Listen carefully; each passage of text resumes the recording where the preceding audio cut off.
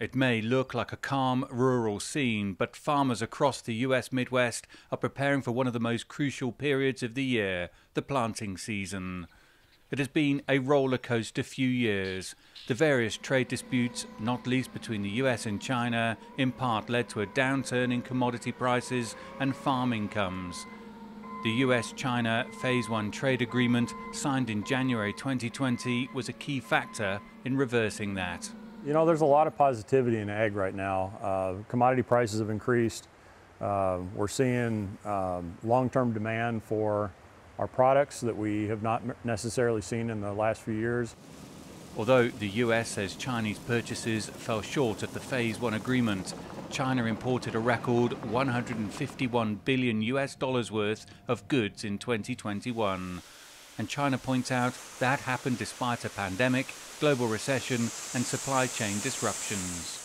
This farm in Maxwell, Iowa holds a special place in China-US relations. 10 years ago, China's President Xi Jinping visited this farm just before he assumed leadership.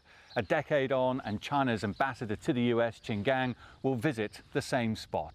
It was great to be able to host that venue and, in a way, play a small role in U.S.-China diplomatic relations. Grant Kimberly was part of the delegation that showed Xi Jinping around the family farm. He welcomes the upcoming visit of China's ambassador to the U.S. The message is very simple, that trade between the U.S. and China is very important for both countries. It's in both countries' interest to continue to foster and facilitate cooperation on a trade basis, on a fair and equal and fair basis, of course. We like to see it be on a very transparent and rules-based approach, business-like approach, and so if we can do that, and you know, it will benefit both countries. The ambassador will meet directly with farmers at the U.S. China Agricultural Trade Forum. I really appreciate, and I know the farmers will too, in Iowa agriculture, the ambassador spending time in central Iowa and stepping foot on the farm. But I think the hope going forward is to build upon kind of that newfound, refreshed relationship with China going forward.